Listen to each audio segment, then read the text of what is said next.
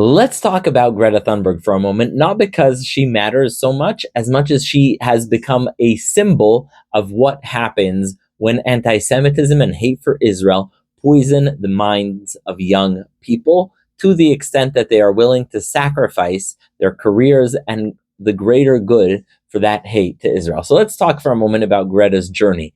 Greta became famous when she stood in front of the UN and said, "How dare you?" She accused previous generations of not caring enough about climate. She accused others of not understanding how urgent the matter is. She even came on a sailboat from Europe to New York to deliver that speech. So, where is she at right now? Well, going from ship to ship, Greta is now on a large ship that is trying to get to Israel. It's parked now in Malta.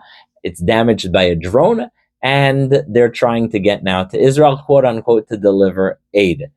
Now, let's break that up.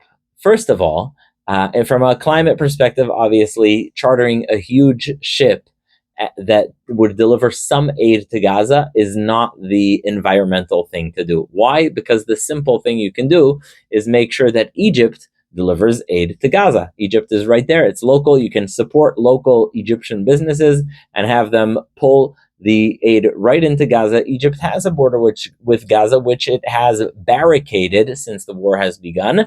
And so the easiest thing Greta can do is get Egypt to deliver the aid. Very simple, but that would not trend on TikTok. So Greta and co are now trying to break Israel's blockade on Gaza in time of war and quote unquote deliver humanitarian aid. Now, that does not seem to be solution oriented, and it seems to be more performative social media madness than actually trying to help the people of Gaza. Think about all the money that was spent on that ship and the little amount of supplies that they can get on the ship. Probably would be more effective to just go to a farmer's market or something in Egypt and buy aid for the people of Gaza who are next door behind Egypt's barbed wire. But Greta did not take that path. And so my question to Greta Thunberg is really the same question that she asked. How dare you? How can you look at the environment and say, okay, this was my number one cause? I have told the world that the planet itself is in existential danger, so much so that I took a sailboat from Europe to New York. And yet now, all that doesn't matter. She's moved on to something else. It seems like Greta has come to embody everything about those she accused not caring about the environment. Just like they have their own priorities, guess what? She also has her own priorities right now. So that's an example of how anti-Semitism has poisoned the minds of people to really just change course and forget about other things. More importantly, not just Greta, huge climate organizations in the United States over the past year and a half have set aside the cause of climate change and focused on anti-Israel protests, whether it's by setting up encampments on campuses that are anti-Israel and anti-Semitic, or through their anti-Israel activism, organizing rallies against Israel. Now, my question is, if you're a climate organization, besides for the financial fraud aspect of allocating funds that are meant to protect the environment to anti-Semitic protests, how do you abandon your mission like that? If I've donated to a climate organization with the intention of helping the environment, I would have loved to do something like that. How could they take that money and then go on and do an anti-Semitic march?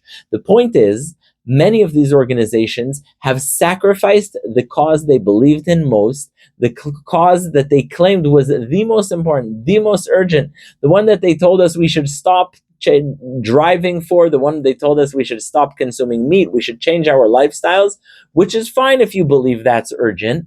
But then if it's really that important and you're asking common folks to do so much for the environment and to prevent global warming, how can you afford to then go and say, okay, actually climate is not the most important thing.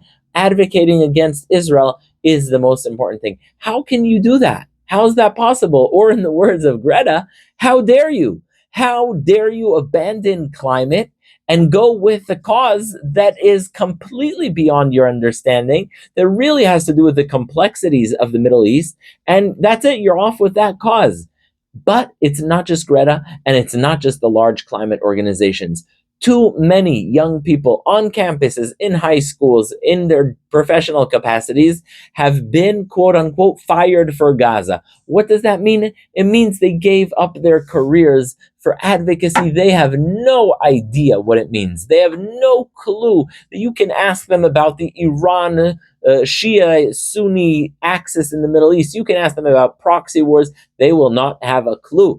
And yet they are willing to lose their jobs, their livelihood, to be victims of this disinformation machine coming out of the Middle East, not letting people properly understand what's going on. That is what millions of young people are the victims of, and it needs to be called out, not for just the sake of Israel, the sake of the Jewish people, but for the sake of the young people. If you are a parent and you're not Jewish and you don't care about Israel, and your child is being radicalized to hate Israel, remember that besides for the price they will pay in terms of their professional choices to engage in other things, they will pay more prices because they'll wake up in a year and say, wait, what was that? It's going to be like sobering up from the most drunken experience of their life. What was I advocating for? What was I chanting about which river and which sea?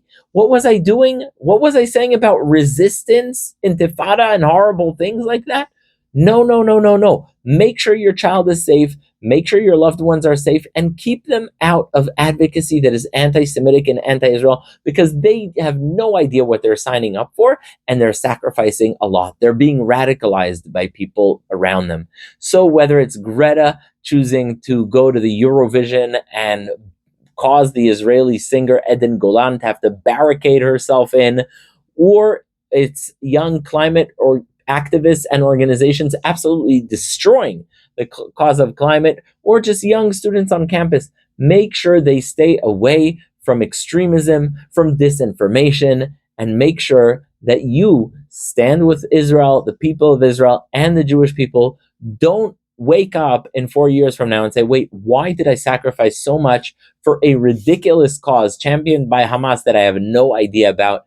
Stick with your program. If there's something that you value that you think will help humanity, stick with it without getting into really complicated Middle East wars.